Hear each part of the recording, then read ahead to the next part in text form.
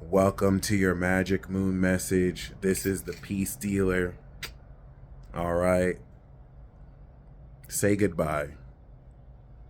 I I I brushed it. I combed it. I'm good. I'm not doing beards anymore. This shit is too high maintenance. I'm just gonna rock the baby face, grow out the hair. Could you imagine brushing and combing? I put the beard oil on it. I brushed it, combed it. I was like, is this it? Why does this look even scruffier than it did before I did it? And that's because I realized I don't need a beard. And I'm probably going to cut off the mustache too. I'm sorry. It is what it is. I'm going to keep the hair though. I'm going to grow the afro out. But say goodbye to the beard, guys. We're good on that. All right. Especially after I was told to brush my beard by those twins and whatnot. I'm good. I'm not getting caught lacking again. Maybe later. But so the beard says bye. Okay. Other than that, the moon is on Saturn in Pisces. It's going to go over Neptune in Pisces. And we are 25 degrees Sag, 5 degrees away from our mountain trek up the mountain. In terms of Noah's Ark and this analogy, this is where the flood waters that have started raining start to raise elevation and start to cover the mountains over the next 35 days. Okay, starting in 5 days. So we have a epic Cap Aqua Pisces season, and every time the moon is in Pisces and Taurus, I want you to think of a movie where every time you revisit a scene, there's different nuances in the scene. For example, last time the moon was in Pisces, the sun was in Scorpio. So we were starting this 28-day cycle of Aries conjunction activating the moon, understanding of Saturn, the totality of our imagination and potential, or our beliefs, our total beliefs, the integrity of our total beliefs, moon, Neptune, the astral realm connection into being able to feel beyond, feel and understand the metaphysical.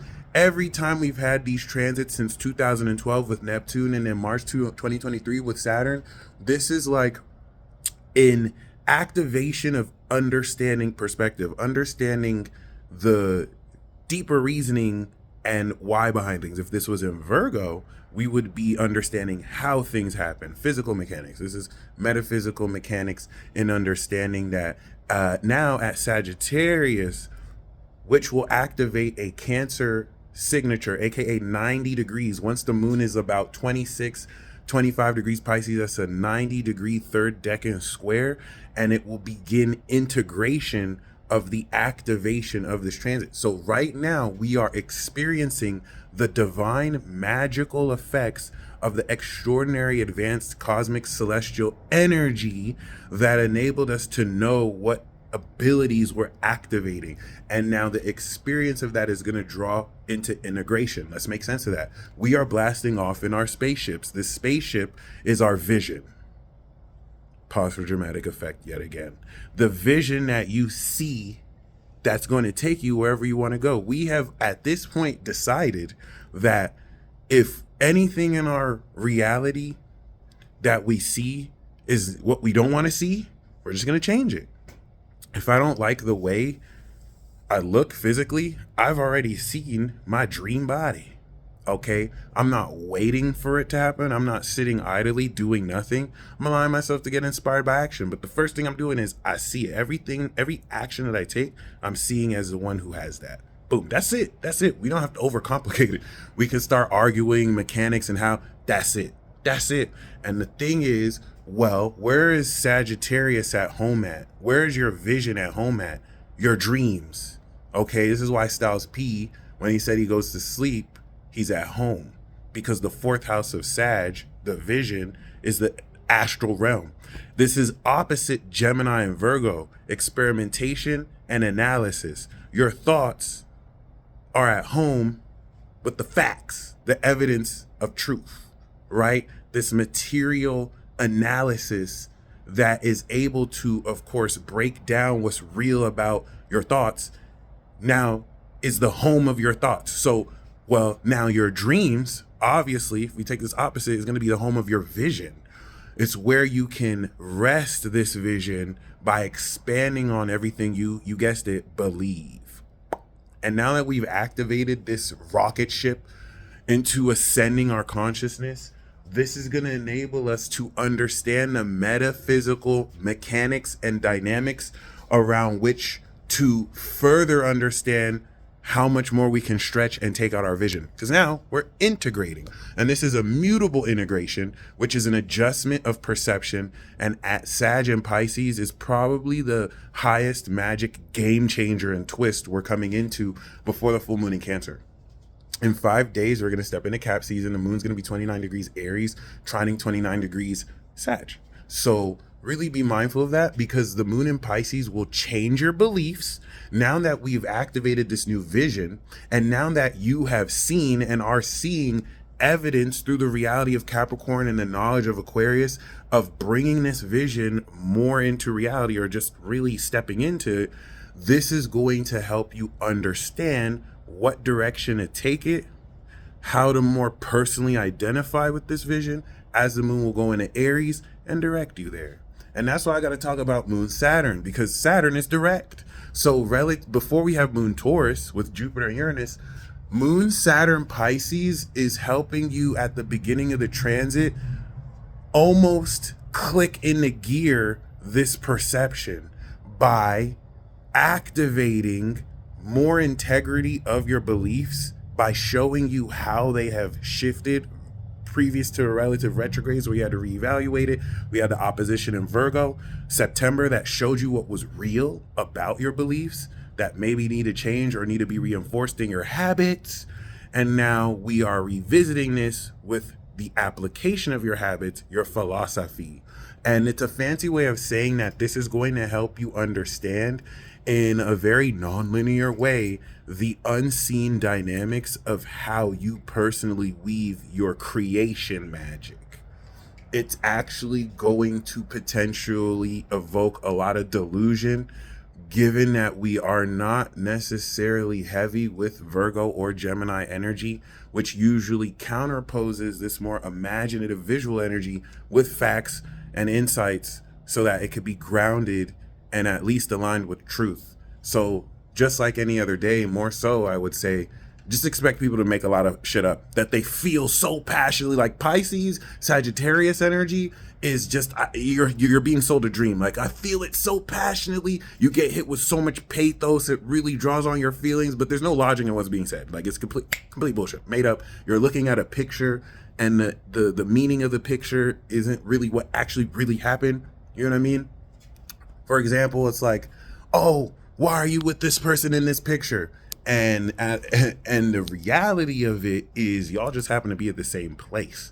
Like, you didn't even know each other was there, but you're in that picture. So this is where perception versus reality can really mind bend and twist. But the purpose of this is the disassociation, similar to taking laughing gas, which allows us to now, of course, do more intense surgery on our consciousness, let's say. So yeah, the moon Saturn is going to be, which is right now, is going to be very important because it's going to help you understand the constant, right? Saturn is representative symbolically of the entire material universe. Before Neptune, trans-Saturnian, is the astral realm, Uranus, the causal realm of the mind, everything that's outside of the physical. So this is going to give you an imagineered physical construct and constant with which you will start to induce more causality and help you understand unseen influences that add to this causality relative to how you're integrating your high magic creator powers, your visualization, your vision.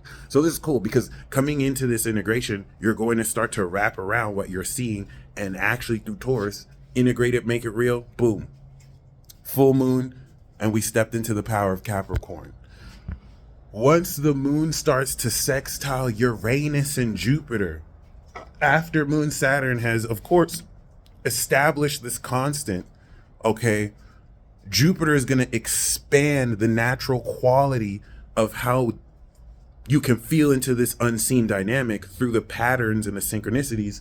And then Uranus is going to innovate it as it starts to conjunct Neptune.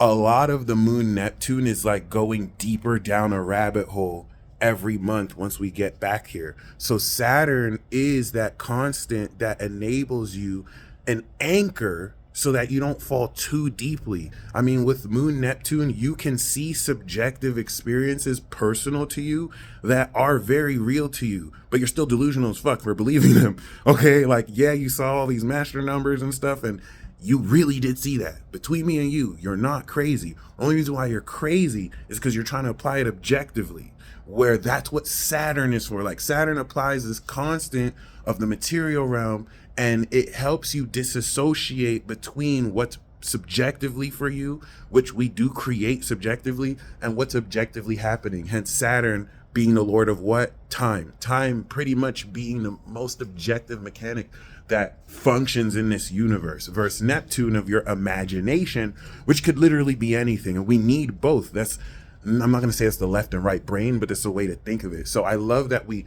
hit Saturn first, then we hit Neptune at the end. And as the moon will trine Venus in Scorpio, this is going to deepen a lot more intensity relative to how you're transforming your relationships with others and feeling the deeper meaning behind what is spurring on these actions. A lot of this moon in Pisces will, of course, actively be integrating this change in belief.